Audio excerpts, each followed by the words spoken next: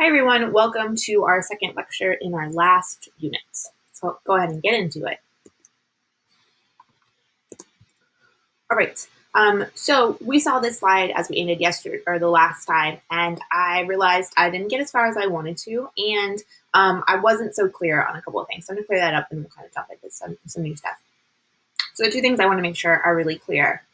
In the last lecture, when I was talking about Watergate and the scandal around Nixon, I mentioned something about the Attorney General, but I didn't do a very good job of distinguishing between Attorney Generals.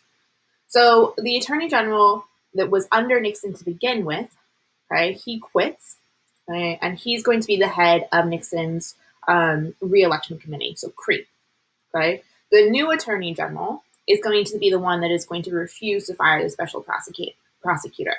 So old Attorney General is going to be the one that is in charge of CREEP, essentially, who's breaking the law as the highest or ex-highest person in the Justice Department. And then the other Attorney General is the one that tries to do the right thing, tries not to fire the special prosecutor. So that's the number one thing I wanted to clear up. And then the second thing is at the end, I point out something about how do we judge Nixon. And I was talking about Vietnam and that he bears responsibility. And I just wanted to make sure that that was clear. If you remember back to our first unit when we talked about the Cold War and the Vietnam War, remember that Nixon promises that he has this secret plan to end the war. But his secret plan is really just to meddle with what the Johnson administration is doing and prevent the end of the war until he comes to power. And then that secret plan takes all the way until he leaves office until 1973 when he resigns. Okay? So that's an additional 5 years that we are fighting in Vietnam. And he does not solve that problem, does not get Americans out of war because he is too arrogant, worried about his pride, worried about being the first president to end the war. And so that's why I talked about that his actions cost people their lives, as well as threatening democracy. And I think it's important that we hold him accountable for those things. All right, and I do kind of want to take a second to compare Trump's impeachment to what happened under the Nixon administration, and then we'll do something similar in the Reagan era as well as the Clinton era, where we have some pretty large scandals. So if we're going to compare what happened to Trump and Nixon, let's start with there are two investigations into Trump, not one like there was into Nixon. Trump was actually impeached. Okay? So that means to bring those trials up to be tried in the Senate. Nixon essentially sees the writing on the wall. He sees that this is about to happen, and he's going to be removed, or he's going to remove himself and resign prior to that. Okay, Nixon quits before he can be fired. Trump's response is essentially, "Make me." Okay, I dare you to make me try and leave office. So we might think of it as Nixon's probably rolling in his grave because if we were to judge what happened based on 2020. All Nixon had to do was say, "No, I'm not leaving," and that would be enough in modern era. Okay. The other thing is we are unsure if Nixon is involved in the break-in, but we do know that he is absolutely in charge of or involved in the obstruction of justice. When it comes to Trump, there's multiple investigations. So the first one that we see is an investigation into the 2016 election and Russia's involvement. What we know for sure is that Russia was involved, right? That Russia purposely meddled in American democracy to try and sway the results or have an influence on the results. And they wanted Donald Trump to win. That's what Russia's doing all by themselves, as far as we know. There's no hard evidence to show that the Trump campaign was actively working with Russia. There's a lot of weird things that happened, but there's no hard evidence to show that they were actively working together. Okay? That would be an extreme crime. Okay? So that's one part of it. Then the next part is the obstruction of justice part. That is essentially, did Trump and the Trump administration get in the way of the Russia investigation? And there's some hard evidence there. There's about 9 things that they looked at, and I think there's about 8 instances where there's pretty strong evidence that there was obstruction of justice. However, when all of this comes out, it comes out in something called the Mueller report, which I have read all of it. It's almost 500 pages. We as a country don't do anything. It's complicated political things, but essentially at that moment in time, the Attorney General and those involved in Congress essentially say, Yeah, cool, but we're not going to do anything. I have some questions about whether we're upholding the Constitution if there are some signs of obstruction of justice, but we choose not to do anything. But that's the number one scandal or investigation during the Trump administration. The second one is the one that will lead to Trump actually getting impeached, and that has to do with Ukraine, essentially what is known as a quid pro quo. So essentially, we know that the president essentially dangled a meeting with the president of Ukraine in exchange for some dirt on Biden and his son. We have the evidence of that conversation. We have transcripts of that conversation, enough evidence to know that that's the deal that was happening or that was asked for. But we have a disagreement about whether that violates the Constitution, whether it's worth removing him from office for that offense. There's no question about what he did, just about whether it's enough to remove him from office. And so the House is going to impeach him. They're going to draw up charges and send it over to the Senate to try him. It's in the Senate that they decide not to find him guilty or remove him from office. So one of the distinctions that you see is Nixon's going to resign for his wrongdoings. Trump is going to claim that he did nothing wrong, that this was a perfect phone call and everything he did was fine. But it's even more complicated because not only is there a disagreement about whether something is wrong or how much is too wrong to remove somebody from office, under Nixon, you actually saw a bipartisan investigation. You saw Democrats and Republicans that are actually looking at evidence and making a decision based off of the evidence. The current administration, the current investigations, we don't see that. Okay, we see people that are very much in their party corners and will not think beyond that. Okay, and so we have to ask ourselves a question: is this a time where it's country over party or party over country? Do we care more about our political parties or the country as a whole and the value of the Constitution? Right? Is it okay if our teammate or our party breaks the rules? Are we going to look the other way? Are we going to let that happen? What does it mean for democracy if only half of the country has to follow the rules? If only the people who are not in the majority have to follow the rules? But if you're in the majority, you can do whatever you want. What does that mean for democracy? Is it still a democracy? Are we protecting the institutions that allow the democracy to happen? Or is something else going on? Right. But then we could probably all agree that Miss Dietrich should take her face off of Ford's face. That Ford, who's going to become the president after Nixon, inherits a disaster. I feel very bad for Ford. He is the only unelected president in our entire history. Okay? If you remember in the last lecture, Nixon's VP, Spiro Agnew, resigns. So then Nixon gets to appoint a VP. Okay? And he's going to pick Gerald Ford, who had been the House Minority Leader. Okay, so he's going to become vice president.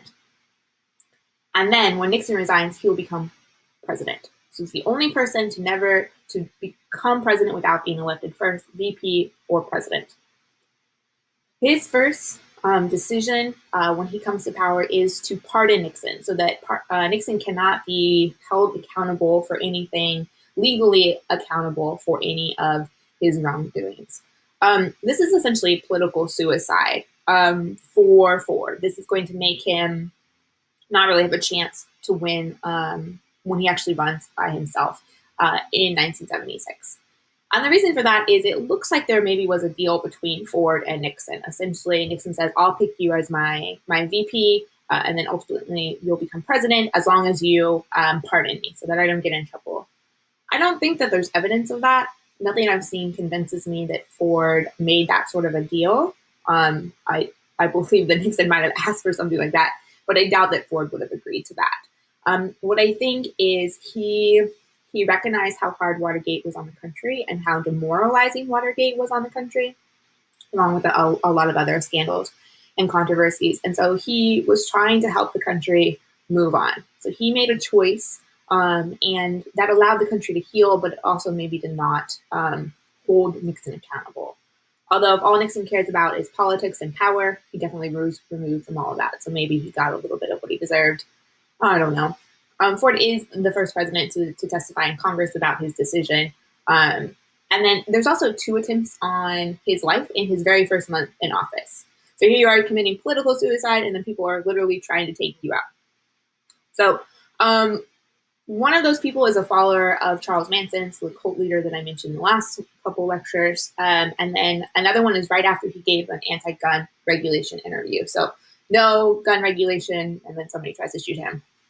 We live in a crazy world. Okay? Ultimately, he doesn't get a lot done. Part of it is sort of holdover from the Watergate and Nixon scandals. And then part of it is kind of connected to Vietnam, that he's going to be president when Nixon will fall to, or I'm sorry, Vietnam will fall to communism. And the Democrats are not in a mood to work with him or to give him a lot of power to stop Vietnam from falling.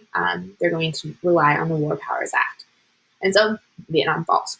The other things he's dealing with some economic issues, what is known as stagflation. And this is something that was not supposed to happen. But essentially you have really high inflation and unemployment at the same time. As a result of a lot of Vietnam spending, but it's really going to hurt Americans' confidence in the United States and its economic system. It's not like we would be worried about economic things ever again, right? It's not like we are about to go into the biggest recession or depression ever, but everything is fine. Anyway, he's going to try and do something that's called win or whip inflation now. It's a failure. It doesn't deal with these economic problems. He also has the unfortunates of being president when the auto industry and the steel industry will collapse. So a lot of blue collar jobs that allowed people to have a middle class life as a blue collar worker are going to crash. And that's an unfortunate timing for Ford. And he doesn't really figure out how to deal with those. And if you remember at the very end of the African American Civil Rights, we kind of talked about the rise of gangs, like the Bloods and the Crips at the end of the Civil Rights Movement. And this is connected to that because a lot of those blue collar jobs that were available aren't there. So you're seeing a lot of economic suffering that is hitting different communities much harder than others. Okay? So when Ford goes to run all by himself, and it's considered the bicentennial election is our 200-year anniversary as a country, but it's a sad moment. We are thinking about all these scandals and all these tough things that have happened in the last decade, last 15 years in American history. And it's kind of a sad moment to celebrate our 200-year anniversary. But one of the things that's really going to hurt Ford's chance and ultimately why he doesn't get elected, besides the things that I've already talked about, is Ronald Reagan, so that RR right there, is going to run against him. And that will divide the Republican Party. If you remember in the last unit when I was talking about the women's movement and I mentioned Phyllis Schlafly, Phyllis Schlafly is part of the political structure and push for Ronald Reagan. And you're seeing that right here, and then you will see that culminate in Reagan's election in 1980. So it takes a little bit longer, but we're getting there. I think Ford is a pretty upstanding president. It's unfortunate that he doesn't get a lot done, but I think he's a pretty upstanding individual. I don't know if you guys remember, but I love going to the presidential museums or their libraries. And Ford's was one of my favorite. Even though he's not in office very long, his library, I think, is really honest and critical of the decisions that he made. He's willing to admit when he made mistakes or he miscalculated. And I think it takes a certain kind of person to be willing to actually look at the decisions that they made and to be humble and recognize when you make mistakes. All right. So kind of in the wake of Watergate and the Pentagon Papers and the COINTELPRO, which is the FBI leak, there are going to be some heavy questions that the country is asking. And that's going to culminate in something known as the Church Committee. And the Church Committee is actually going to look into the CIA and think about all the things that the CIA are doing in other countries, but they're also spying on American citizens, the FBI, the IRS, NSA, and even part of the military. They are all essentially spying or doing some shady, illegal things against American citizens. The Church Committee is going to kind of look into all of those. And it's going to lead to not only a permanent Senate Select Committee on Intelligence to essentially provide some oversight and some regulation on these guys so that they can't run wild or rampant over Americans' rights. But the other thing that we're going to see is the creation of inspector generals. And this comes specifically after the Watergate stuff. So essentially, these are people that are in the executive office that are providing oversight to the different offices that fall under the executive branch. So they're essentially making sure there's no funny business or some shady spending and things like that happening. And they have played a really important role since since Nixon left office. However, what we've seen in the recent administration is an attempt to limit what the inspector general can do. And the moment that they raise some red flags about what the administration is doing, they're fired. So under the Trump administration, there's been at least 4 inspector generals that have been fired, or acting inspector generals, including a couple in the last month or two, in connection to stimulus money from the coronavirus. So firing the person that would have been in charge to make sure that that money is going where it's supposed to be going. Firing the Health and Human Services Inspector General, who was raising some questions about what our response to the coronavirus looks like. And then also somebody who was looking into the Secretary of State, not only a shady weapons deal with Saudi Arabia, but also his own dealings. He was paying or having his employees, his State Department employees, do things like walk his dog and go get his food. So when those questions have been raised, some questions about what the administration is doing, et cetera, we've seen this administration fires them. So some questions about whether the president should be able to fire the person that is providing oversight or regulation, or whether that should be in somebody else's job. And then the other thing, I don't remember what I was going to say there, but if you're interested, I think I hyperlinked this article about the purge of the inspector generals, and then there's a podcast that actually just came out today, so good timing, about sort of the purge of these watchdogs, and should that be happening? It's a complicated thing, but I think that it's important to speak truth to power, and I think it's important to, as constituents, make sure that the government is doing right by us and providing us with good information and using taxpayer money appropriately. And so these are important things, and we might need to think about another way of doing this. Great. All right, so Mr. Ford is going to lose, and that means that Mr. Carter is going to win. So that's Jimmy Carter. And if you remember in the last lecture, I was like, oh, Southern strategy, South's going to be all red. And then you're like, well, Ms. Dietrich, South is pretty blue here. What's going on? We're getting there. So Carter is from Georgia. He is a peanut farmer from Georgia. So you see that blue because you see the loyalty to one of those Southern Democrats. It's the process of this is changing, but this will be one of the last times that we do see a very blue South. Again, it's not an overwhelming victory, but the electoral one will be farther along. All right. Mr. Jimmy Carter is a pretty out-of-touch politician. He'd never been in the federal government. He'd been the governor of Georgia, so involved in more state politics or state governing than the national one. So not so prepared when it comes to foreign policy and things like that. So again, he's a peanut farmer. That local history. One of the first things he does when he's in office is he is going to pardon the draft dodgers from Vietnam. I think this is part of that healing process that I kind of talked about even with Ford pardoning Nixon. But it's not a popular thing, just like it wasn't popular when Ford did it. But it's part of trying to help the country move on from Vietnam, move on from these things. He doesn't have a very good relationship with Congress, which is really going to hurt his ability to get things done. And he's dealing with what is known as the 3 E's. So the economy is still dealing with inflation and an energy crisis.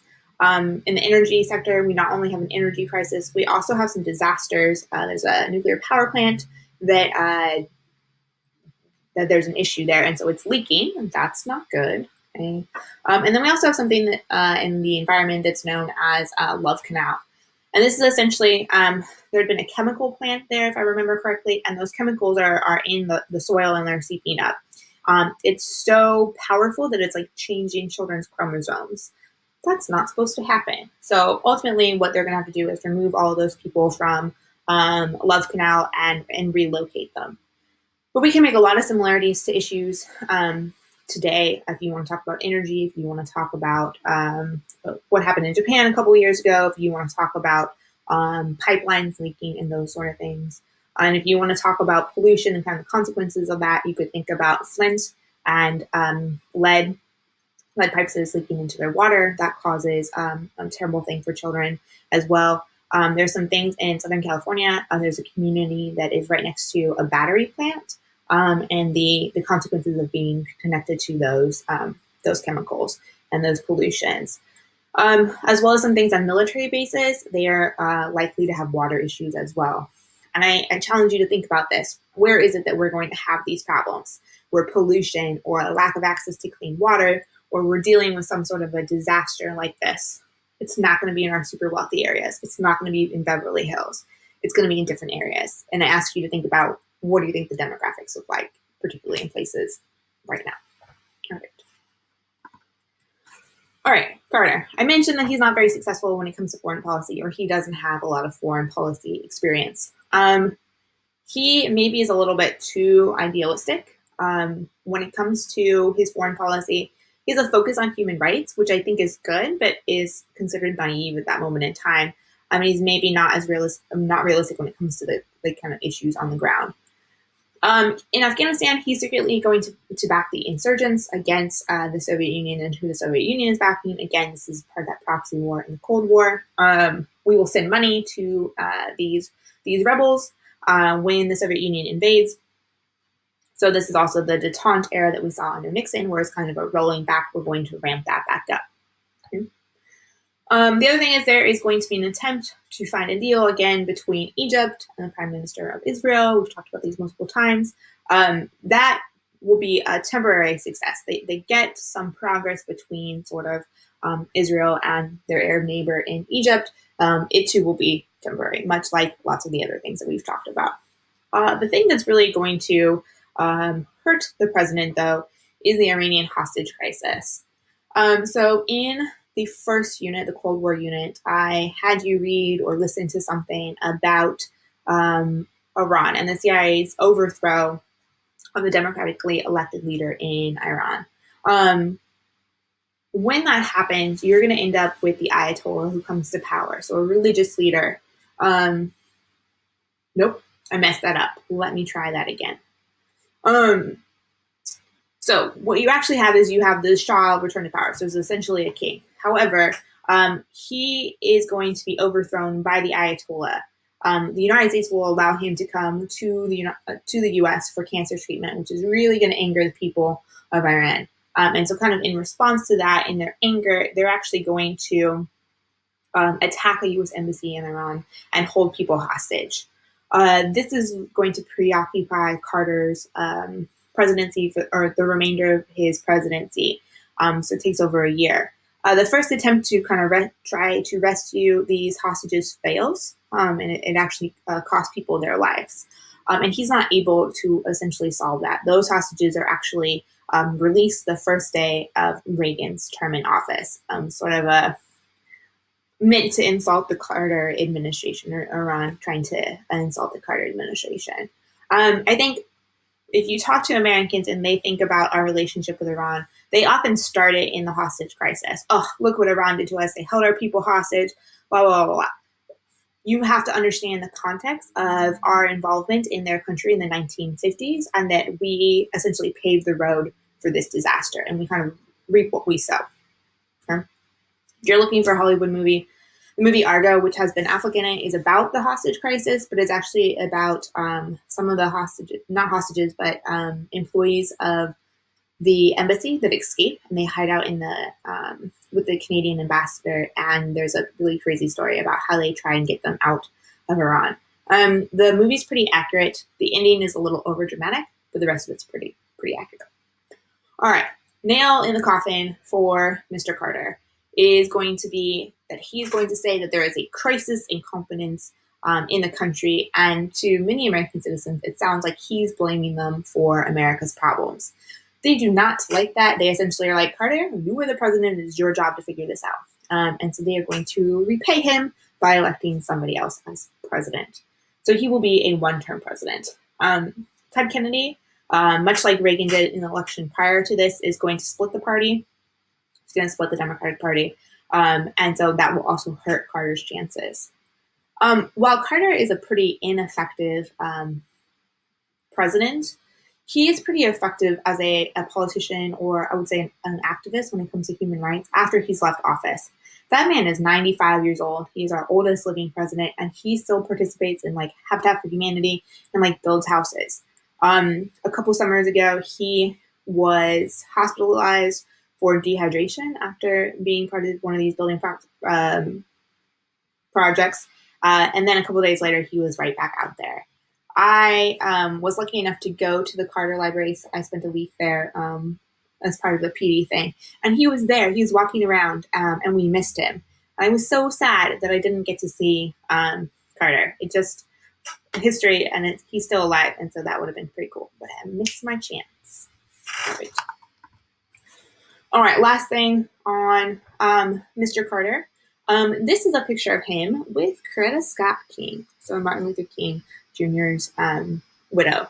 And I point this out because Carter's from Atlanta, and Atlanta is where King is from.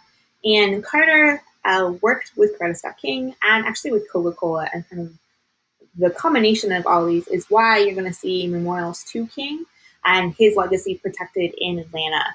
I think it's also important to point out when I think corporations do the right thing. This is one time where Coca-Cola, a private business, used their clout or their ability and power to do the right thing, and they pushed for King's legacy and to get that to happen in Atlanta, even though there is heavy resistance to that. So I commend the company for doing that. Not that everything that they do, not that all businesses are like that, but this is a positive example. All right.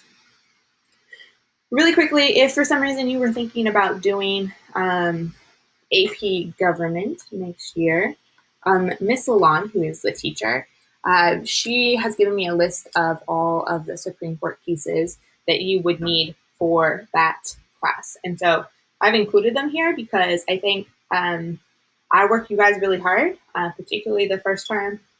We go through a lot of these things, and essentially, by the time you leave me, even in this weird schedule, you will have seen all of the Supreme Court cases that would be necessary for AP government. So if you were thinking about whether you were up to it, you probably are. Okay. Really quickly, this one, Wisconsin versus Yoder, is from 1972. Essentially, there is a group or an Amish family, or the Amish, that think that forcing their children to go to school past 8th grade is a violation of their First Amendment. Okay, so their religious freedom. Okay, so they are refusing to send their kids to school after 8th grade. And actually, the Supreme Court is going to side with the family or with the Amish and say, yes, compelling Amish children to attend school past 8th grade violates the free exercise of religion clause. So essentially, it violates their religion. I think this case works in 1972. The Supreme Court is under the understanding that you've learned basic skills by 8th grade, your reading and your writing, and your math, and so you're good to go, and nothing else matters. I'm not sure that the same standards would apply in our modern times when we think about how important things like technology and those sort of things are. But at this moment in time, the Supreme Court is going to say yes, as long as the kids attend 8th grade, they are good to go. It's kind of an All right, so from Jimmy Carter, though, in 1980, we're going to get the election of Ronald Reagan. And so the title of this slide says the pendulum continues. And so this is really the country's move to the right, or to the Republican conservative side of things, in a much stronger way even than we saw under the previous presidents. But in this particular election, there are some important things that are going on. Number one, you see just how red this map is. And that's an important thing, because this is kicking Jimmy Carter out of office. He's going to lose this race, even though he is the incumbent. And if we think about how blue that map was just 4 years prior, the only southern state this time around that's going to vote for Jimmy Carter is Georgia, which is where he's from. Okay, so this is an overwhelming victory for Ronald Reagan. In electoral votes, he's going to get almost 91%, and the popular vote he is 50.7 to Carter's 41%. So overwhelmingly, in support of Ronald Reagan. All right, this is the most lopsided electoral map ever. This is going to be Reagan's re-election in 1984, but I'm just going to show it to you right now. And you'll see the only places that vote for the Democratic candidate are going to be Minnesota and DC. So it is by one electoral vote. This is the most elected or most lopsided one. The second one was Nixon in 72. Okay, so who is this person that many Americans seem to like?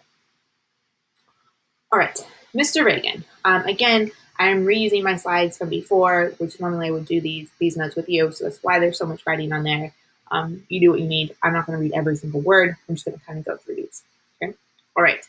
But essentially, we are in a time where America is in low spirits. They are lacking confidence as they're going into the 1980s. If you think about some of the, the turbulence of the 1960s, that sort of craziness, and then you get Watergate and all of these scandals in the 1970s, and then you see an ineffective or a powerless Carter, people are ready for a change. You also have seen a conservative movement that has been growing through the 70s that is going to absolutely take off in the 1980s. And they're really opposing a lot of the things that we saw in the 60s. So a lot of the liberal and social racial policies that we saw in that time frame. So things like abortions or a women's ability to make choices about their own reproductive lives, forced busing, welfare, and affirmative action. Right? So sort of those champions or those things that were victories in the 1960s, early 70s, then now the country is saying we're against those things, or people are saying they're against those things. Right? Reagan's going to come in and he's going to claim that he is going to return the country to simpler times, lower taxes, a smaller government, a strong military, and conservative moral values. So really swinging the country in the other direction. He's going to claim he's doing these things for family, or work, neighborhood, peace, freedom. Those are kind of his guiding words. Right? But I would say overall, the number one thing he's bringing is optimism. And he's selling it as like, this is a return to the way that things should be, our traditional morals and things of that nature. But he has a deep determination and desire to drastically reshape the United States and the world. Okay? The other really interesting thing about Reagan is he'd actually been a Democrat. Earlier in his career, he'd actually been a spokesperson for GE, General Electric. And working with that corporation is going to be what changes his mind to become a Republican. He'd actually been an actor during the Red Scare. And he was the president of a union during that time. And he actually was very much participating in McCarthyism and trying to root out communism, much in the way that McCarthy was. Okay? Later, he becomes governor of California in the 60s and the 70s. We didn't watch Walk Out in our time together this term, but you can see their signs are directed towards him as governor of California. He takes the country in a more conservative route, and he absolutely hates any sort of activism that is happening in the state or on college campuses. All right. The same time that Reagan is coming to power, you also see what's known as the New Right. And so the New Right, it appears like they're coming at the same time, but I would argue the New Right is really what's creating a space for Reagan to become president and to kind of do these things to the country. But essentially, the New Right is a coalition of conservative media commentators, think tanks, Christian groups that are pushing a political agenda in the United States. And they are against these liberal causes that we've been talking about. So they're going to advocate for things like a reversal in liberal government policies, economic and social policies. And they're going to endorse things like school prayer, deregulation, lower taxes, a smaller government, a strong military, Bible-based account of human creationism, and the growth of I can never say this word, televangelist. Okay, there we go. I did it. First time in like 6 years of doing this. But the reason this is important is these are things that we've kind of already determined as a country, and then we're going in a different direction under the New Right, or they're pushing for something else. So, for example, school prayer. The Supreme Court had already ruled that is against the Constitution because of our First Amendment rights. Okay? Bible-based account of human creationism. This is something that the country had already been arguing about. It's an old idea, but essentially, again, that's something the Constitution or that the Supreme Court has said time and time again. You can't do. You can't teach that in a public school because it is a religious idea of how we came to be rather than a scientific theory about how we came to be. And you can't teach a certain story of creation if it's religious based, because again, First Amendment, freedom of religion, separation of church and state. Okay? Some of the things that the new right is going to oppose: gun control, abortion, gay Americans, busing, equal rights amendment, affirmative action, nuclear disarmament. So a lot of those things that we saw activists fighting for prior, the new right is going to say absolutely not. Those are not the things for the country. Okay? Under the umbrella of the new right, you're going to have what's known as the moral majority. And they are the political activists, okay, that are pushing for these things to kind of push the ideas of the new right.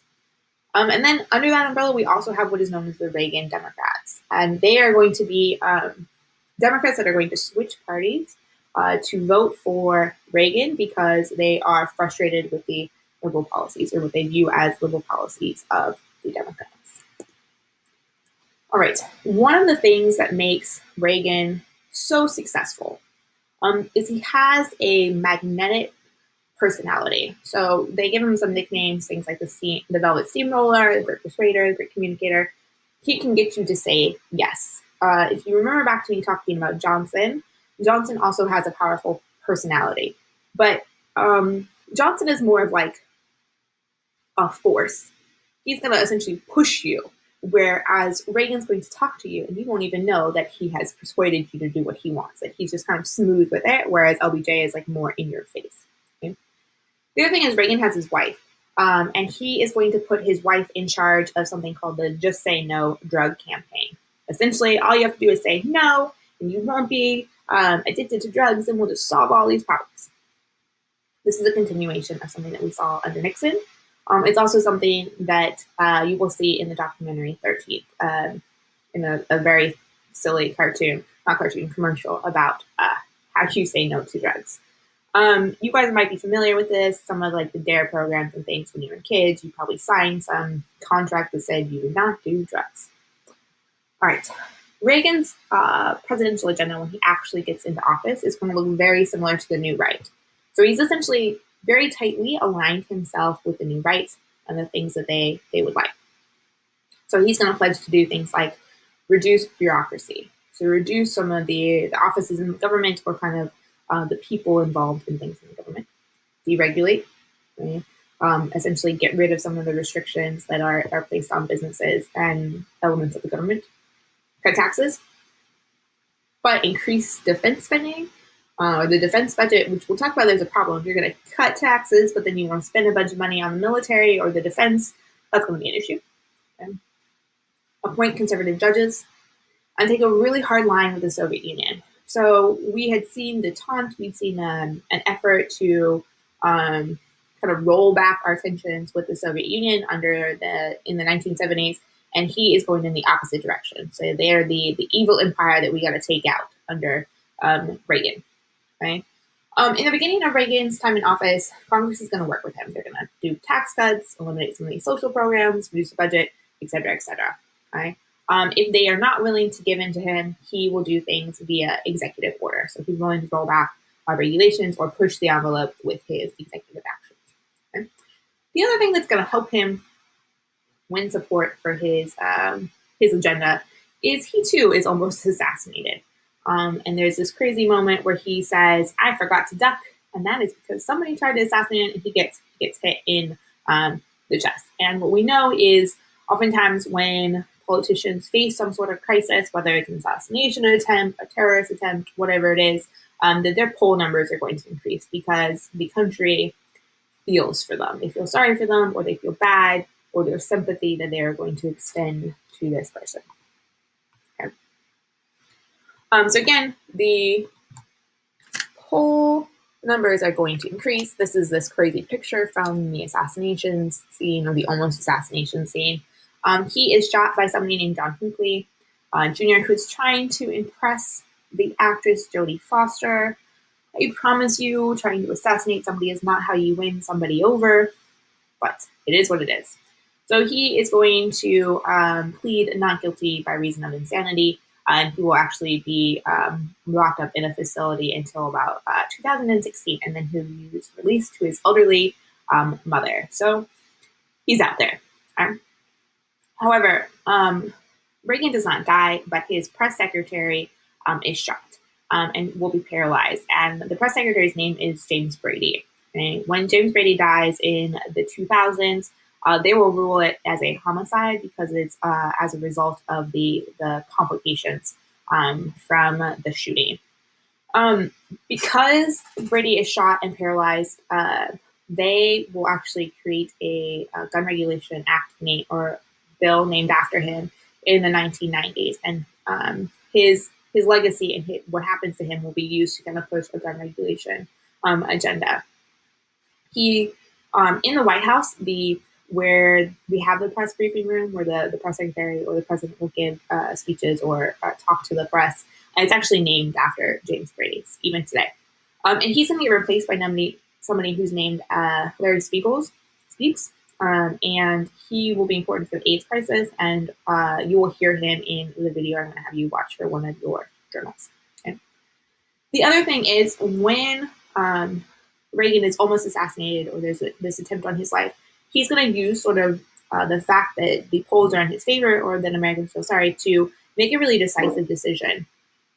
He is upset that there are some air traffic controllers that are striking, right? And they're the people that help control the plane so that they all land, no one crashes, those sort of things. It's a very stressful job. It's one of the most stressful jobs in America, actually, or in the world.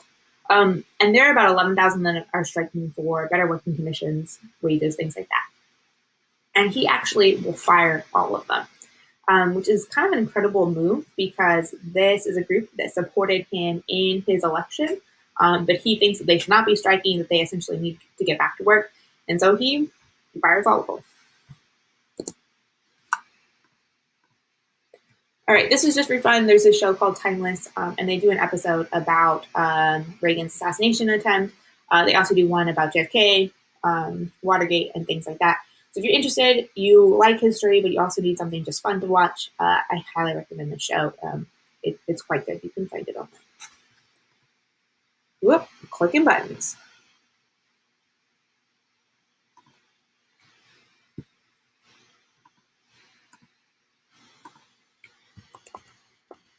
Okay, so the other thing about Mr. Reagan is his economic policies are going to probably be one of two major things from his legacy. Right, so he's going to come in and he's going to have some goals for the economy. Number one, he wants to reduce taxes to stimulate growth, and he wants to cut the federal budget. Right, so he's going to base this off of something that is called supply side economics. So it's a theory that essentially if you cut taxes on the upper income Americans and businesses, that's an incentive for growth, essentially that they're going to take that money and it's going to trickle down to the bottom, okay, because they're going to create more jobs, et cetera, et cetera. It's going to appeal to conservatives who support free enterprise, minimum government regulation, okay? But we should ask ourselves some questions because we've seen this before. We've seen this idea of trickle down economics before. And maybe you remember this from our conversation during our first term together when we were talking about the 1920s. And that was also a time where we are cutting regulations and we are cutting taxes on the super wealthy under the idea that that will trickle down to the bottom. And if you remember, I explained this using an analogy of champagne or stacked champagne flutes. So you're going to pour at the top and it's supposed to trickle down to the bottom. But if you don't have enough champagne, it's not going to reach the bottom. Okay? Or if you have people that are hoarding their champagne bottles and not pouring them, even though that's what they're supposed to be doing, it's not going to reach the bottom. And what we see in the 1920s, we see in the 1980s with this era, we see again in the 2000s, and we're seeing right now that if you do this trickle down and you don't have enough resources either to get to the bottom, or you have some greedy people at the top that are going to save their money rather than invest it in things of that nature, then we're not going to see that benefit on the bottom. Instead, we're going to see that that economic profit stay at the top, which is problematic. Okay, but Reagan believes that this is how you stimulate the economy, that essentially this is going to stimulate economic growth, and it will be good for all involved. Because essentially it's the idea of you cut taxes, they're going to invest that, that's going to create more jobs, and then people will pay more taxes. And that's assuming that people, again, were going to invest that money and spend their tax cuts rather than save it. And we know that it doesn't quite work out like that. I can give you an example. We know that the government just gave adult $1,200 as part of the coronavirus stimulus. Okay, if you are just barely making it, or your family just lost their jobs, or things like that, you're going to go out and spend that money. If you are already Jeff Bezos, or somebody that's super wealthy, or just a millionaire or something, that $1,200 is not that big of a deal to you. You're probably going to stick that in your bank account, your savings account, and you're not going to really worry about it. But if you give it to people who don't have quite as much, they're more likely to spend it. And so you can see kind of why this might be flawed. Okay? All right, so again, they are under the assumption that if you cut taxes, that it will ultimately actually bring in more money for the government. Okay? And they're trying to get rid of what is known as the budget deficit. And the budget deficit is essentially the difference between how much the government spends in a year and how much they bring in. So it's the difference between the tax revenue that they bring in and how much they spend. All right. The other thing that I'll point out before I change slides is, even though that this is Reagan's plan, he needs to convince Congress. And the person that he sends to go convince Congress, and so the one that will make the budget and things of that nature, is David Stockman. All right. So if a national deficit is what we do in 1 year, what a national debt is essentially if you combine all of those deficits together. That's going to be our national debt. So a total difference between how much money we've borrowed or the cumulative amount of money that essentially the nation owes. What we see in the first 6 years of Reagan's presidency is that they're going to lower the tax rate on the wealthiest Americans from 70% to 28%. Okay? This is in marginal taxes, which I'll explain in a second. It's not as drastic as it seems, but it's a substantial decrease in the amount of taxes that the wealthiest Americans are going to pay. That's a big deal because we have to ask ourselves what are going to be the consequences of that. And there are some people that even from the very beginning are like, whoa, wait a second. I don't think that this is going to work. And they say things like, if you do this, the rich are just going to get richer. And you're not going to actually see that trickle down. If you're cutting taxes, but you're drastically increasing military or defense spending, you're going to see massive increase in the deficit. Okay? Even Bush Sr., who is running against Reagan in 1980s, is going to call this voodoo economics. Essentially, this is made up ridiculousness that the economy works like this. And so this is a way of criticizing what Reagan's plan is. Except that then Bush becomes Reagan's VP, and then he stops criticizing anything. So that's one way to hush your critics, is by making him your VP. All right, so the numbers on the bottom, you don't have to pay that much attention unless that's really your thing. But this is showing what the marginal tax rates are from 1981 to 1986, just so you can see how much they're decreasing. But I want to explain marginal taxes. These are not perfect. These are easy numbers just for us to kind of see how this might work.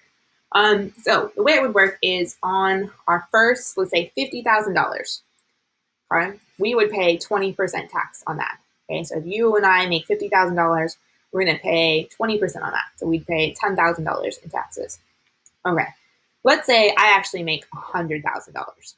Okay, I'm going to pay 20% on my first $50,000, and then on the rest, so that second $50,000, I'm going to pay 30%. Okay, so I'm paying 20% on my first $50,000, and then 30% on the rest. Okay, so I would pay a total of $25,000 in taxes, which that is an overall rate of 25%. All right, but let's say I'm doing real good in life and I'm actually making $1 million. Okay, so I'm going to pay 20% on my first $50,000, right? I'm going to pay 30% on the next part, up to $100,000. And then I'm going to pay $40,000 on the remainder. So that $900,000 that's left, right? So I'm going to pay $25,000, which we already figured out here, plus $360,000 on that last bit, okay? Oh, so I'm going to pay $385,000, I forgot the K, in taxes, okay? All right, and then let's say next year I'm balling, okay? I made $50 million. I'm gonna pay 20% on my first 50,000, 30% on my next bit, 40% on my next bit, and then on the remainder, so that 4 million difference, I'm gonna pay 50%. Okay, so it's not that the super wealthy are paying 50% on all of it or 70% on all of it. It's that it is that last bit, that super wealthy part, or that big chunk of change that they're paying the highest amount of. At least is the way that it's supposed to work. What we see in reality is that these people have a lot more ways to essentially, I would argue, cheat the system, that they have fancy accountants that can do some funny things to make some money disappear, or they can write off a lot of things to reduce their tax burden in a way that these people cannot. All right, so I'm actually going to show you in another way what's going on with taxes. This is from an op-ed based off of an economist, let's see, a couple months, 6 months ago. Okay? It's not perfect, and there has been a little bit of criticism of this graph, but it is a good way of thinking what's happening to the overall tax rate. Okay? So this is showing it to us in 1950 to 1960. So this is the income group. Okay? So this is from those in poverty, essentially, all the way to the top 400, the wealthiest people in the country. Okay? And this is their tax rate.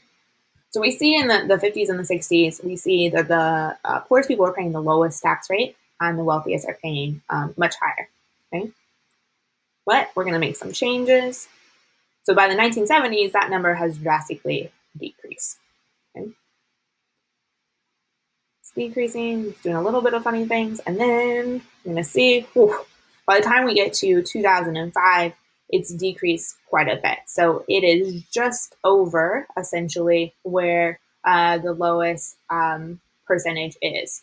Okay, you can see some changes, and then they're talking about in 2018, so probably as close as we can get to where we are right now. And they're talking about essentially the result of President Trump's tax cuts that went to the wealthiest Americans, so that the overall percentage of taxes that they're paying is lower than even our poorest population. So they're paying, let's say 22, and the poorest Americans are paying something like 25, we'll say. And so there are a lot of people that raise questions about, is that fair? Should the super wealthy be paying a low tax rate? Should the rate of taxes that Jeff Bezos is paying be less than the amount that your family is paying? And what are the consequences of that?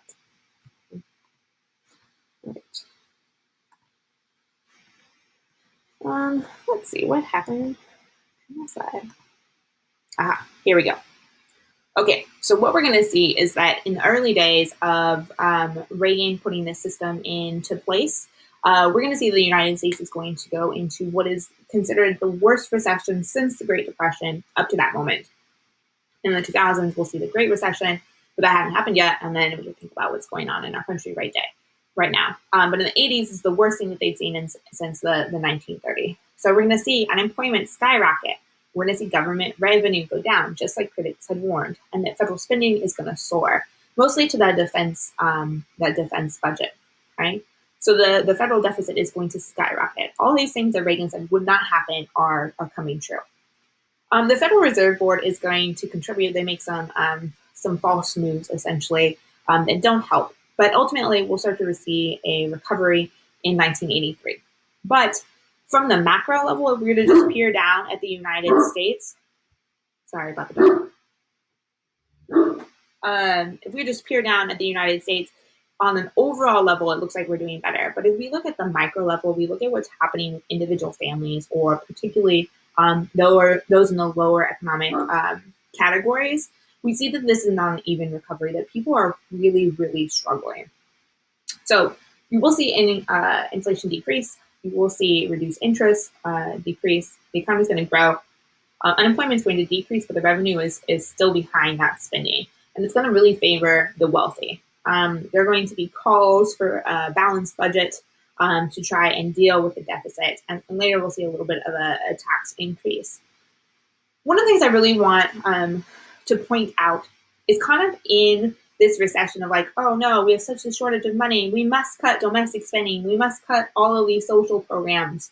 So welfare, unemployment, food stamps, those sort of things. And I would argue that this is really a self-fulfilling prophecy. The reason that this deficit is going to drastically increase, and one of the reasons that we're going to see this massive increase, is because Reagan is spending an incredible amount of money on defense, so on military preparedness. And so he's essentially making this deficit happen, or he's decided that this is what he wants to spend his money on. And then all of these social programs that he, as a conservative politician and the new right, don't like, they'll be like, oh yeah, sorry, we don't have money for these things. But they didn't want to fund those things anyway. So he's essentially selling a narrative that he can't do that, even though he's actually just making choices. So this is an argument about whether you support guns or butter. Which one is more important? And he's going to argue it's the gun in the defense industry. And really what you're seeing is that he is undoing LBJ's legacy. So all of these social programs that LBJ put into place as a great society and trying to end poverty in America, Reagan is undoing. Much in the same way that we might think about that Obama, who oversaw our recovery from the Great Recession, that the Trump administration is trying to undo all of that legacy. And it's up to you whether you think that that is a good or a bad thing for the country. The last thing I'll point out on this slide is David Stockman, who's the guy that I told you was in charge of convincing Congress that this was a good thing. He is on the record saying, none of us really understand what's going on with these numbers. And if that's your finance guy, that's not good. Okay. All right, these are just some pictures so we can see what's kind of happening with the deficit and wealth inequality. This one right here is showing us just kind of the extent of the wealth inequality, that essentially the bottom 90% of Americans have the same amount of net wealth as the top 0.1%. So 90% of Americans have the same amount as the top 0.1%. That is crazy, crazy, crazy. And it's a couple years old. It's probably wider than that right now. This is the deficit spending, so you can see how much that is going to increase under the Reagan era. And then this is deficit spending. And so we see that we are in deficits all this time, except for this moment right here. And this is actually under the Clinton administration.